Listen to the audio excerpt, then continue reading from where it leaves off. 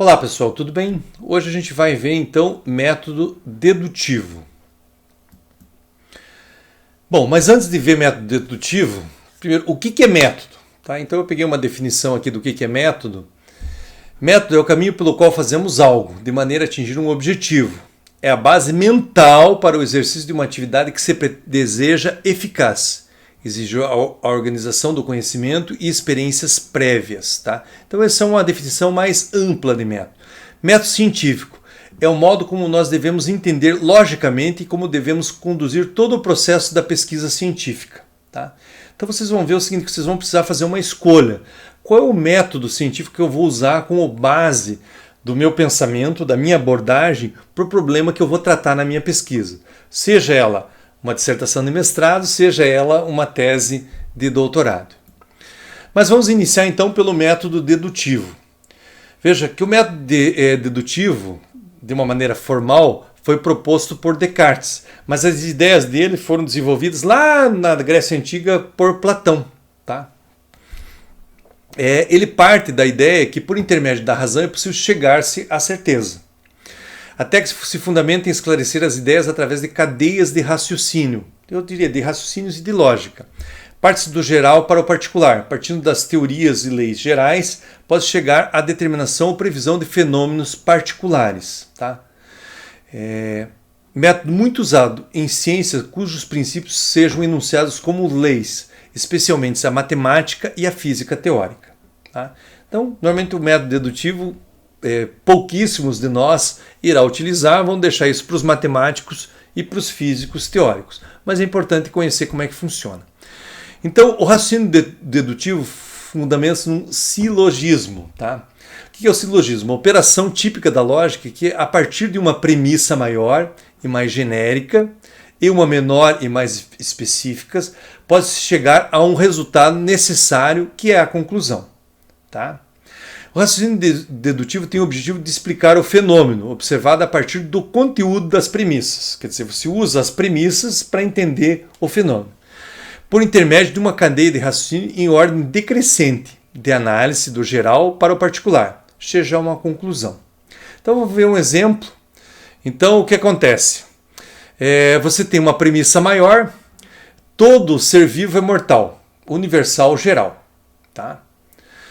Uma premissa menor, que é o que você está observando, Paulo é um ser vivo, que é mais particular o fenômeno observado. E você tira a conclusão, logo, Paulo é mortal, que é a conclusão. Então, é basicamente a linha de raciocínio do método dedutivo. Tá? Mas a maior crítica do método dedutivo refere-se ao caráter a priorístico do seu raciocínio. Tá? É aquela coisa de dogma, acredite ou morra. Né? Quer dizer, você tem que acreditar que aquilo é real. Então eu falei o seguinte, todo ser vivo é mortal, mas como pode se afirmar que todo ser vivo é mortal? Tá? Há um tempo atrás foi descoberto que essa pequena água-viva, Turritopsis nutricula, pode viver para sempre. Ela, digamos assim, lógico que se você pisar em cima dela, ela vai morrer, né? Vai despedaçar. Mas se não houver nenhum incidente desse tipo, ela não tem aquele ciclo básico de nosso que nascimento, maturidade, declínio e morte. Tá? Ela só tem nascimento, maturidade e fica daquele jeito. Enquanto ela não for destruída por outro ser, ela permanece viva.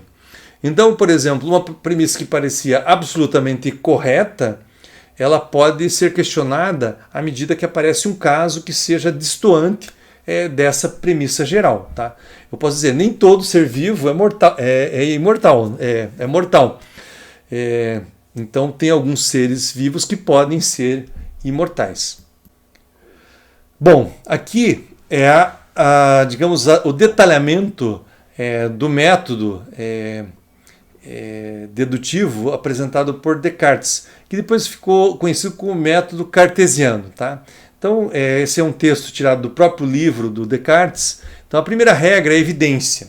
Não admitir nenhuma coisa como verdadeira, senão a reconheço evidentemente como tal. Em outras palavras, evitar toda a precipitação e toda a prevenção, preconceitos.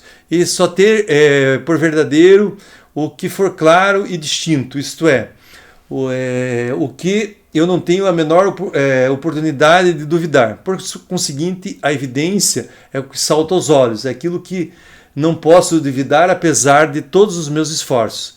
É o que resiste a todos os assaltos da dúvida, apesar de todos os resíduos, o produto do espírito crítico. A segunda é da análise, dividir cada uma das dificuldades em tantas parcelas quantas forem possíveis. Tá? A terceira, a regra de síntese, concluir por ordem dos meus pensamentos, começando pelos objetos mais simples e mais fáceis de conhecer, para aos poucos ascender como e por meio de degraus aos mais complexos. E a última, buscar desdobramentos tão complexos a ponto de estar certo de nada ter omitido. Então isso seria a aplicação depois o detalhamento da aplicação desse raciocínio dedutivo, tá? Quer dizer, primeiro livrar a mente de preconceitos, etc. Tal, daí só usar a premissa e depois começar a fazer essa análise, tá? Dividir as dificuldades, analisar cada uma das coisas e depois verificar se eu analisei todos os aspectos, tá? As etapas do método dedutivo seriam, primeiro, a observação e identificação de um fenômeno, depois, definição das premissas, afirma-se que uma verdade válida para um caso geral e um caso particular contido nesse caso geral, que é aquilo que a gente viu, interpretação do fenômeno a partir das premissas, conclusão. Afirma-se que a verdade é válida também para esse caso particular. Tá? Então se usa uma lei, um raciocínio geral. Então vejo meio isso.